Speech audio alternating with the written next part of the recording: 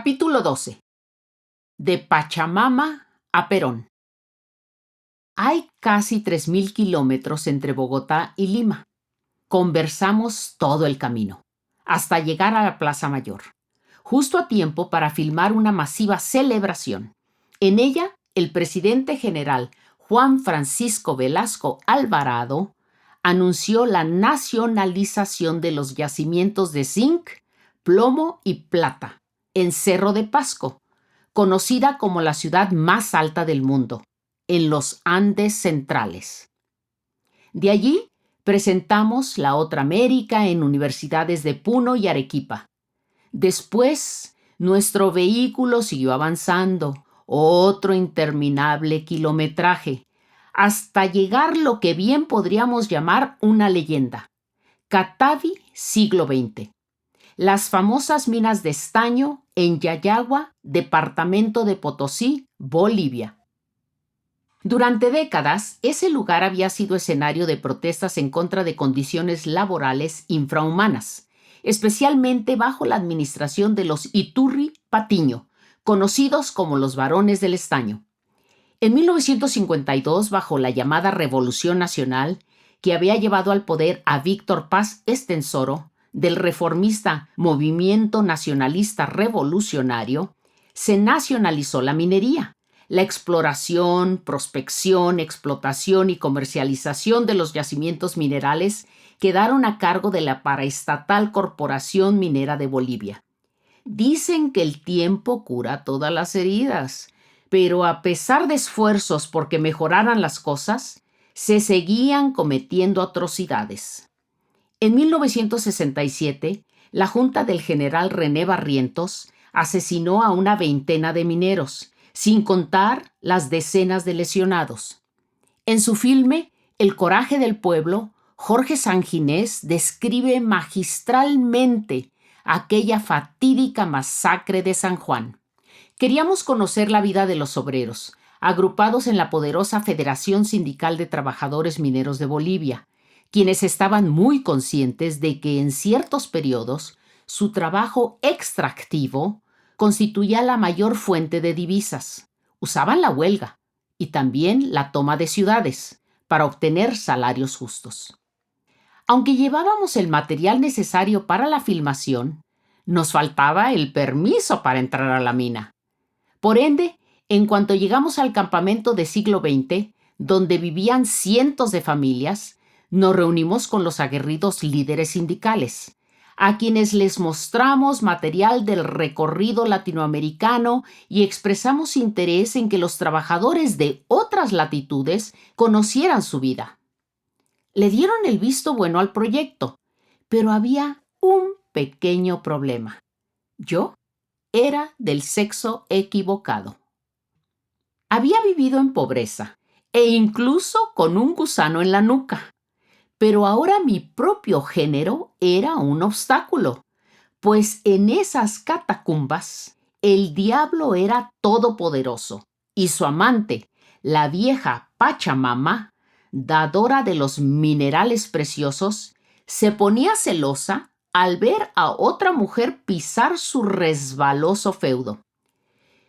Aunque respetuosa de sus creencias, yo no estaba dispuesta a aceptar lo que me parecía una discriminación. Gentilmente, les recordé a los mineros que en otra época las bolivianas habían formado parte de la fuerza laboral y además habían creado los llamados comités de amas de casa que luchaban hombro a hombro con los varones. Y hasta donde yo sabía, las balas no discriminaban. No recuerdo cuánto les dije, pero la frase que los convenció fue: les ruego que no me vean como mujer, sino como una trabajadora cumpliendo con su deber. Fin de discusión. Aceptaron mi presencia, pero no sin advertirnos sobre la complejidad de filmar en la laberíntica mina, sin que las autoridades se dieran cuenta, es decir, clandestinamente. Nos aseguraron que al gobierno no le iba a gustar que unos reporteros extranjeros anduvieran entrometiéndose donde nadie los había llamado, Sabíamos que corríamos riesgos, quizá el peor, la emanación de gases venenosos. Por lo tanto, teníamos que ser espeleólogos invisibles y, de ser posible, no sucumbir en el intento. Para no ser detectados, varios días llegamos a la Bocamina en la madrugada, vestidos con enormes chamarras, ocultando la cámara, grabadora y muchísimos metros de cable para conectar luces a distancias considerables. Una vez allí, nos colocamos el casco con lámpara para guiarnos en la oscuridad. Abordamos una especie de locomotora que nos transportaba por múltiples túneles con muy altas temperaturas, por el agua que fluía entre las rocas, así como las perforaciones, soldaduras y explosiones. A pesar de los potentes ventiladores, los mineros picaban piedra casi hasta el desmayo, y semidesnudos, con taparrabos, huían del calor, colocándose unos minutos bajo fríos manguerazos para luego regresar al infierno. Esto sin mencionar cuán alertas teníamos que estar por si a lo lejos escuchábamos un grito de aviso desde el cordón de seguridad que los mismos trabajadores habían desplegado, avisándonos que se acercaba algún administrador. A toda velocidad, apagábamos luces, recogíamos cable y nos escondíamos en la caverna más cercana. Una vez a salvo, continuábamos con la grabación, empapados en sudor y nerviosismo. En nuestra excursión por el submundo, conocimos a El Tío, deidad protectora que los mineros habían esculpido y colocado en un altar, como parte hombre, parte bestia, es decir, no muy diferente a los mortales. Sentados al lado, a cambio de sus bendiciones, le ofrecían tabaco, hojas de coca y alcohol, que compartían cubiertos de sonrisas y monóxido de carbono, rindiéndole pleitesía y rezándole en aymara ante sus enrojecidos ojos vidriosos, tan protuberantes como sus cuernos y garras, sin mencionar el arcilloso pene, permanentemente erecto, a prueba de todo estallido extractivo. Después me enteré que ese culto entre los mineros andinos se gestó en el periodo virreinal, conectado con la Europa medieval. Se creía que un sinnúmero de seres malignos custodiaban las riquezas subterráneas. Allá, Santa Bárbara es la patrona minera. En Bolivia, los obreros esculpen tantos tíos como accidentada y antigua sea la mina. Por eso los hay de diversos tamaños, materiales y edades. Suelen bautizarlos con nombres como Manuel o Juan. Incluso, con el paso de las décadas, algunas de las esculturas se han vuelto un atractivo turístico para youtubers. Pero en la época en que filmamos el complejo Catavi siglo XX, se les consideraba imágenes sagradas.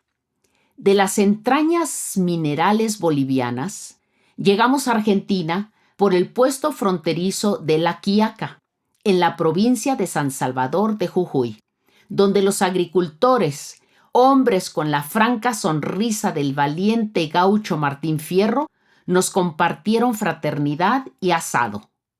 Nunca nos imaginamos que en cuestión de días, las barbas de mis compañeros y mi larga cabellera serían protagonistas de un tremendo susto. Nos hubiera gustado quedarnos más tiempo en estas tierras, abundantes en tabaco, caña de azúcar, zinc, plomo y plata. Pero como siempre, el tiempo corría y el objetivo era llegar a Córdoba, la segunda ciudad, a unas 12 horas por tierra, pero que nos tomó más de un día, cruzando por San Miguel Tucumán, tierra de la legendaria Mercedes Sosa. Era abril 1974. El centro del país estaba en total efervescencia política. El indiscutible líder Agustín Tosco, que ya había estado encarcelado 4 veces, así como sus miles de seguidores, organizaron una concentración nacional para seguir condenando el llamado Navarrazo, un golpe de Estado provincial perpetrado 2 meses antes a iniciativa del jefe de la policía, teniente Antonio Navarro. Los argentinos estaban más que curtidos en protestas populares. De hecho, no hacía mucho que un movimiento sindical y estudiantil, conocido como el Cordobazo, había sido brutalmente reprimido. Entrevistamos y filmamos al Gringo, como llamaban a Tosco, de Luz y Fuerza. Nos dijo que la lucha no solo tenía que ver con reivindicaciones salariales, sino que pretendía combatir a la rancia burocracia de la Confederación General del Trabajo. ¿Quién iba a pensar que al año y medio moriría de encefalitis bacteriana que no se pudo tratar? Pues su gremio fue declarado ilegal y no logró acudir a un nosocomio. Tenía 45 años de vida y 25 de lucha. Terminando la manifestación, volvimos a la carretera rumbo a Buenos Aires, donde llegamos al amanecer del Día Internacional del Trabajo. Nos fuimos directamente a la todavía vacía Plaza de Mayo. Queríamos estar en primerísima fila para grabar el palco de la Casa Rosada, donde hablaría el general Juan Domingo Perón, que en los 50 usó el seudónimo de Descartes en columnas periodísticas. No llores por mí, Argentina. Hacía 16 meses que había regresado de un exilio de unos 18 años en Madrid, no sin causar enormes penurias, pues su aterrizaje en el aeropuerto de Ezeiza, donde lo esperaban unos 2 millones de simpatizantes, se convirtió en el escenario de un enfrentamiento entre francotiradores paramilitares y militantes izquierdistas, que prácticamente daban la vida por él. Estaban allí el Frente Antiimperialista y Revolucionario, así como los llamados montoneros o peronistas revolucionarios, organización que desde 1970 había luchado contra la dictadura militar para que retornara su guía, que tanto los había alentado desde el exterior. La fiesta de bienvenida se convirtió en un baño de sangre, con armas de asalto, gases lacrimógenos y bombas Molotov. Murieron unas 13 personas y por lo menos 365 resultaron heridas. El avión tuvo que ser desviado a Morón. Al líder lo acompañaban su esposa, María Estela Martínez de Perón, conocida como Isabelita, y una comitiva de 150 personas. En el reinstaurado gobierno peronista, Montoneros conservó cierta cuota de poder, pero nunca volvió a hacer las paces con el recién llegado. Sin embargo, después de publicar un listado con varias exigencias, aquel 1 de mayo, la organización llenó más de la mitad de la plaza central. El evento empezó con grupos musicales y gritos como «No queremos carnaval, Asamblea Popular». Luego la vicepresidenta, Isabelita, coronó a la reina del trabajo. «No rompan más bolas. Evita, hay una sola». Se oía de fondo en referencia a la segunda venerada esposa del mandatario. Después de sendos espectáculos, cerca de las 4 de la tarde, rigurosamente vestido de traje negro, con marcado deterioro físico, apareció el presidente en el balcón, acompañado de su cónyuge y un grupo de políticos, como el militar José López Rega, conocido como el Brujo, por sus prácticas esotéricas y papel en la creación de la temida Alianza Anticomunista Argentina o AAA. ¿Qué pasa? ¿Qué pasa, general? Que está lleno de gorilas el gobierno popular, reclamaban las masas. Fallidamente, Perón trató de silenciarlas y dijo «compañeros» varias veces, algo que seguramente solo escuchábamos los que estábamos ahí en las primeras filas. Luego recordó que hacía 21 años, en un día luminoso como el de hoy, había hablado con ellos, los obreros de su movimiento nacional justicialista. Solo le faltó decir «mis descamisados», término que Eva había acuñado en los años 40 para referirse a los desposeídos.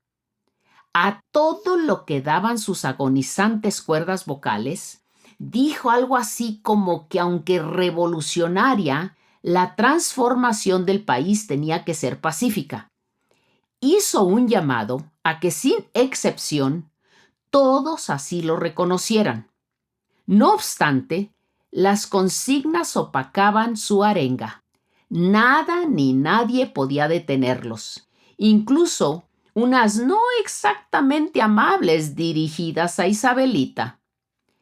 Perón recordaba cómo, hacía décadas, había alertado sobre los días difíciles que sufrirían y que precisamente por eso era menester rendir homenaje a la organización sindical, a la que en Córdoba, solo unos días antes, Tosco había calificado como corrupta. En su desesperado discurso, hizo un sentido reconocimiento a esas organizaciones y dirigentes sabios y prudentes, es decir, precisamente a los grupos incondicionales en medio de los cuales estábamos grabando. Se va a acabar la burocracia sindical, retumbaba a los cuatro vientos. Ya bastante encabritado, el general señaló que ese sector sindical era el único que había estado a la altura de las circunstancias, para luego pronunciar a bocajarro la ya tan insigne como fatídica frase: «Pese a esos estúpidos que gritan, pues hoy resulta que algunos imberbes pretenden tener más mérito que los que durante 20 años lucharon», dijo. Nunca lo hubiera dicho. La plaza se convirtió en un verdadero quilombo, con golpes, alaridos, garrotazos y empujones entre izquierdas, centros y derechas. Todos contra todos. Sálvese quien pueda. Los montoneros se dieron por negados. El caudillo se dio por agraviado. Se rompía lo que de por sí siempre había parecido como una improbable relación. Indignadísimas, las masas radicales vaciaron una gran parte de la explanada ante las incrédulas miradas del balcón que tan cerca teníamos por haber madrugado. ¿Cómo nos habíamos atrevido? Así nos fue. Desde el inicio de la histórica concentración, nos dimos cuenta de que nuestra desaliñada apariencia no era muy del gusto de los sindicalistas orgánicos, con quienes estábamos nariz con nariz. Cuando el reaparecido más atizaba el fuego, peores eran los insultos. Ni para dónde hacerse. Barbones asquerosos. Era uno de los más gentiles. Parecían estar impacientes por lincharnos. De pronto, un tipo me jaló la grabadora. La dejé ir antes de que me dislocara el hombro. En cuestión de segundos, les dieron fuertes empujones a Leo y los Adrianes, como les decíamos a nuestros dos compañeros, a la vez que les arrebataron la cámara y demás dispositivos fílmicos, que se fueron pasando manos arriba como a un desmayado en festival de rock. En vano les gritábamos que éramos periodistas, que nos devolvieran nuestras herramientas de trabajo. Nunca volvimos a ver la Leica, que con tanto sacrificio habíamos comprado. Todo desapareció ante nuestra total impotencia. Lo más irónico era que habíamos llegado tan temprano precisamente para estar cerca de la acción. ¿En qué habíamos estado pensando? Nunca se nos ocurrió que el ambiente se fuera a tornar tan agresivo. ¡Ah! Ingenuidad, por no decir otra cosa. De hecho, días antes, en su discurso en el Congreso, Perón había mencionado que Argentina vivía tiempos de paz parcial y, por consiguiente, no permitiría que la reconstrucción nacional se viera amenazada por agentes del desorden. Prometió usar las fuerzas públicas para neutralizar a la subversión. Eso fue exactamente lo que estábamos presenciando. Siguiendo el sabio refrán mexicano, de mejor aquí corrió que aquí quedó, tratamos de alejarnos de tan violentos personajes. El centro bonaerense convertido en campo de batalla. Militares y policías con metralletas, tanquetas blindadas, fusiles por doquier, vehículos antimotines, furgonetas con ventanas cubiertas con mallas, así como largas filas de manifestantes contra la pared. Como pudimos, salimos del combate, con rasguños y moretones, pero en posición vertical, a sabiendas de que tendríamos que conseguir equipo. ¿A quién recurrir? Fue gracias a la solidaridad del grupo documental Río de la Plata que volvimos a hacernos de una cámara, grabadora y demás material para seguir filmando, especialmente en la provincia con los pobladores de Villas Miseria, término argentino que designa a las comunidades marginadas. Fue ahí donde nos despedimos de nuestra heroica ambulancia Ramírez, que nos había transportado unos 8,000 kilómetros. La donamos a colonos que la recibieron de plácemes, pues les servía para transportar desde enfermos hasta tambos de agua. Regresamos a Buenos Aires para seguir entrevistando a funcionarios y fuerzas vivas. Ese 1 de julio, es decir, a solo 2 meses del controversial discurso, Perón falleció en la quinta presidencial de Olivos, debido a una cardiopatía isquémica crónica. Isabelita, que ya llevaba 2 días de presidenta, nombrada por su marido, hizo el anuncio y decretó duelo nacional, que muchos países emularon, incluso con bandera a media asta. Primero fue velado en la residencia, luego en misa de cuerpo presente en la Catedral Metropolitana.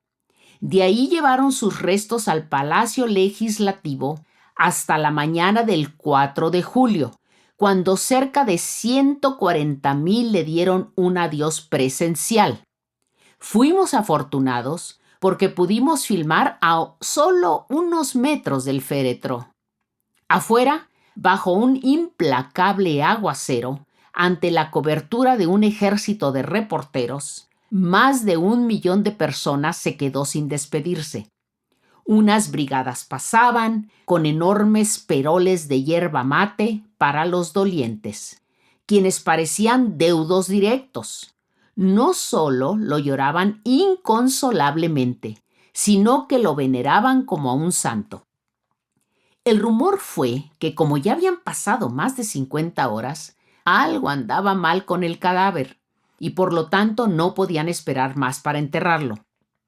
En la escalinata del Congreso entrevistamos al fundador de Montoneros, Mario Eduardo Firmenich.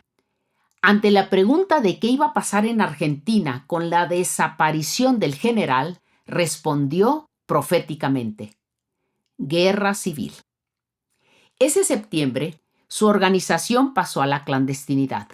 2 años después, Isabelita fue derrocada, mientras que el país quedó bajo la bota del dictador Jorge Videla.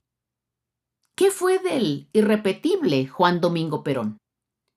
Mucho no reposó en el cementerio de la Chacarita. A 13 años de su defunción, la tumba fue profanada. Le cercenaron las manos y robaron su gorra militar y espada, entre otras pertenencias, que lo acompañaban en su fallido eterno descanso. Esto solo prueba que, incluso los generales muertos, deben dormir con un ojo abierto.